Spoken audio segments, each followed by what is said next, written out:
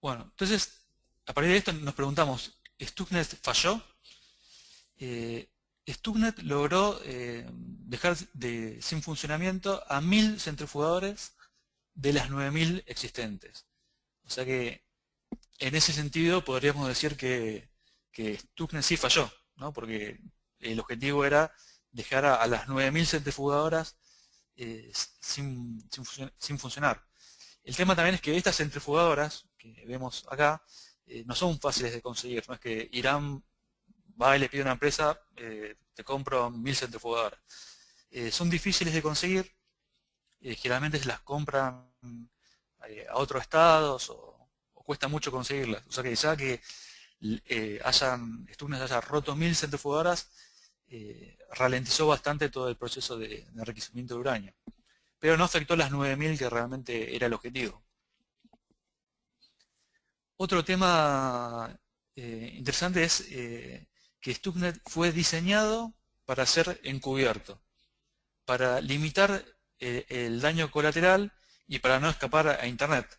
El diseño de Stuxnet estaba basado en esto, que no se propague. Si se mantenía dentro de esta red en Irán, podría haber estado por mucho tiempo más y nadie lo hubiera descubierto. Algunos especialistas dicen que Stuxnet fue diseñado por abogados porque tenía tantas medidas para controlar el daño colateral que era impresionante comparado con otros malwares. Pero, o sea que en este caso también falló, ¿no? Porque se propagó por todo Internet y fue descubierto.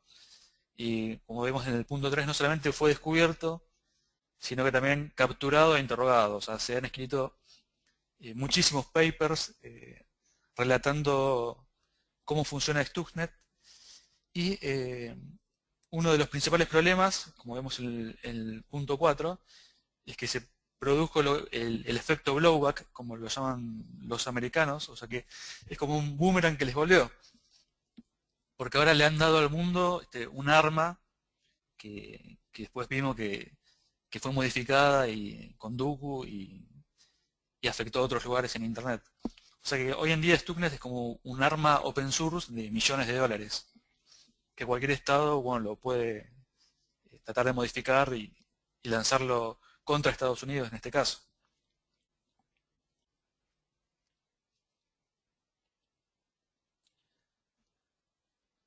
Recientemente se publicó en el New York Times un artículo muy interesante sobre todo esto, que se llama, como pueden ver, Obama aceleró la ola de ataques, de ciberataques contra Irán. Y la verdad es una lectura muy recomendada, si pueden hacerlo, y tiene conceptos muy interesantes. En principio, que es una nueva forma de hacer la guerra. Un poco con esto, ¿no?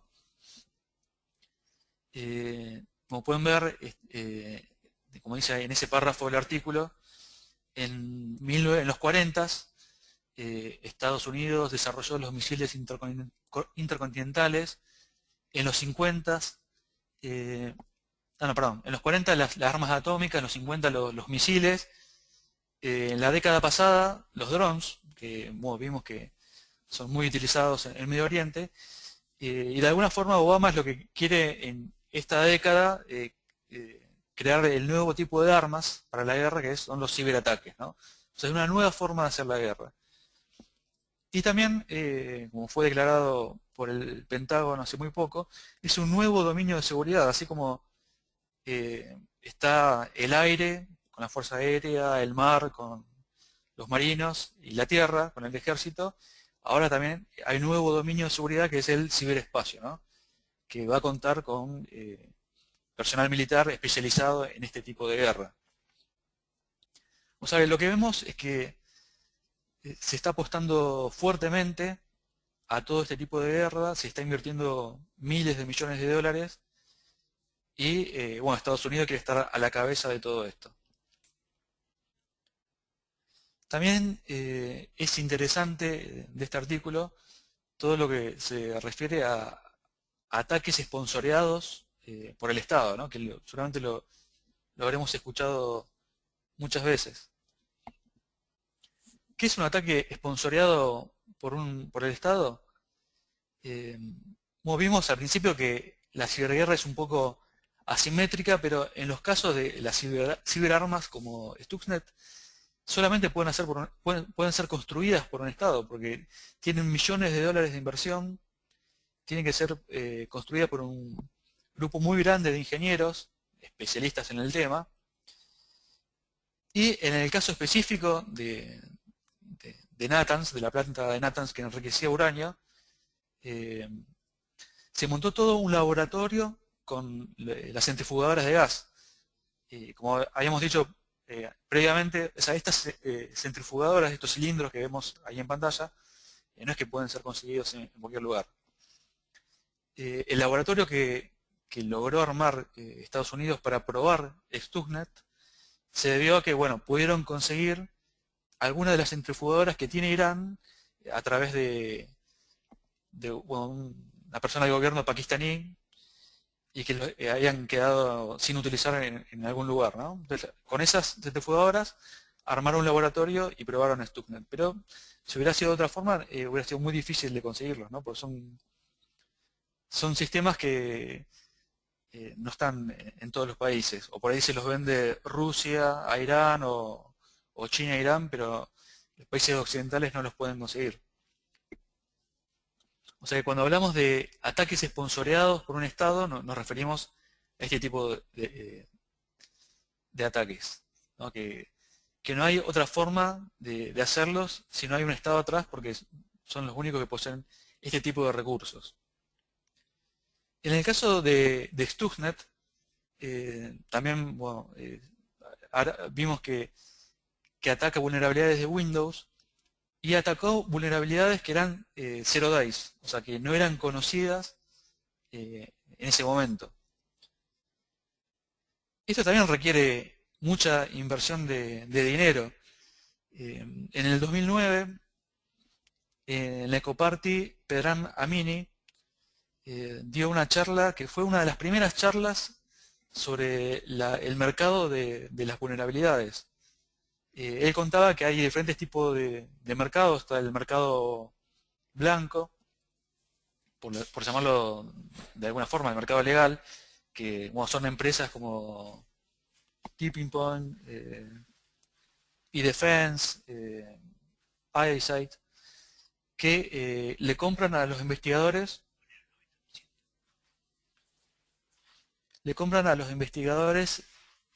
las vulnerabilidades.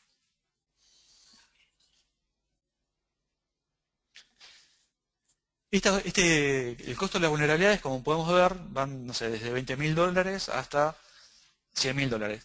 Pero hay otros mercados. Está el mercado negro, que es utilizado muchas veces por la gente que maneja las botnets. Y está el mercado que le vende directamente a los estados, ¿no?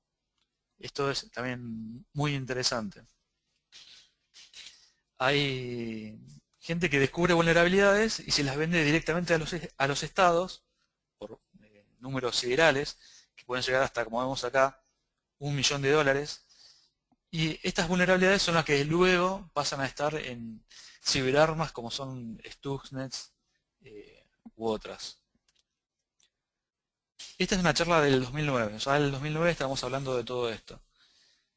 Hace muy poquito también, en la revista Forbes, Andy Greenberg escribió un artículo sobre este mismo tema.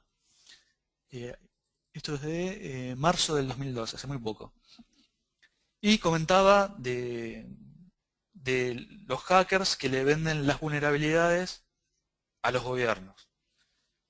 Bueno, podemos ver también una variedad de precios increíbles, por ejemplo, para Adobe PDF $5.000, $30.000, para Android $60.000, vulnerabilidades para Word $100.000. O sea, los precios varían mucho y en estos casos solamente un Estado puede afrontar semejante gastos, ¿no?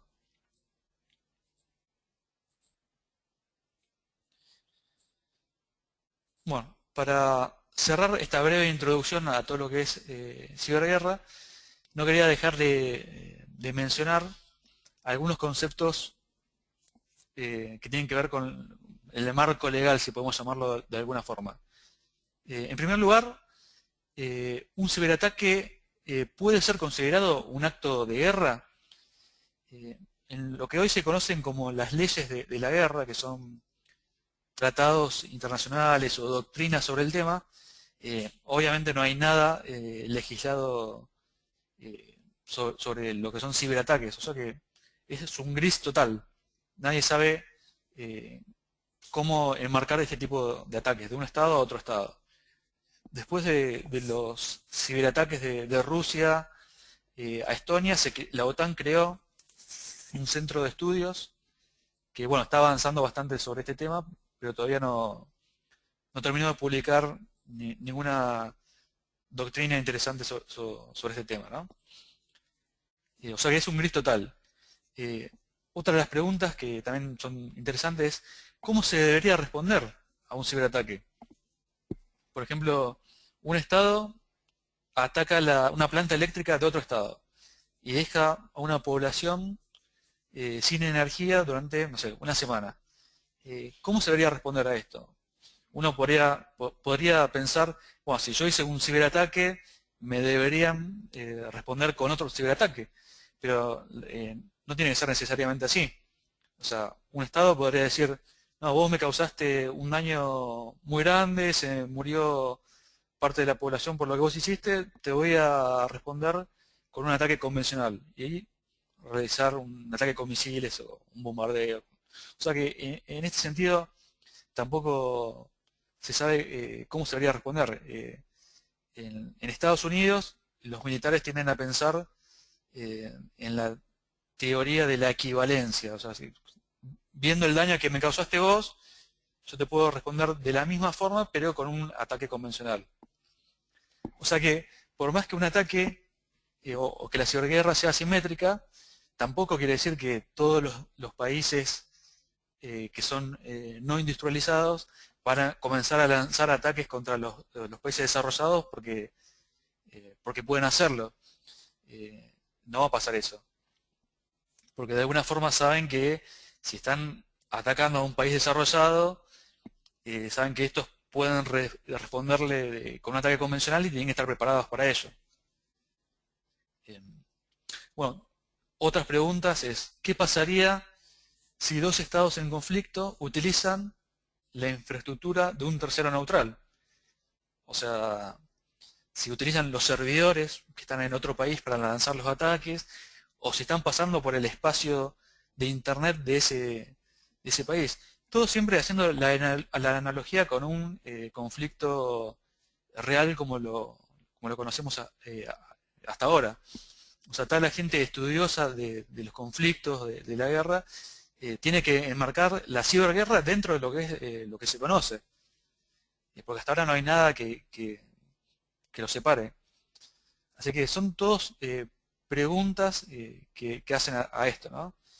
Otra pregunta es qué pasa con las cibermilicias. Por ejemplo, hemos visto muchos ataques de China a Estados Unidos, ¿no? Pero China dice, no, no es el Estado el que está realizando el ataque, son las cibermilicias.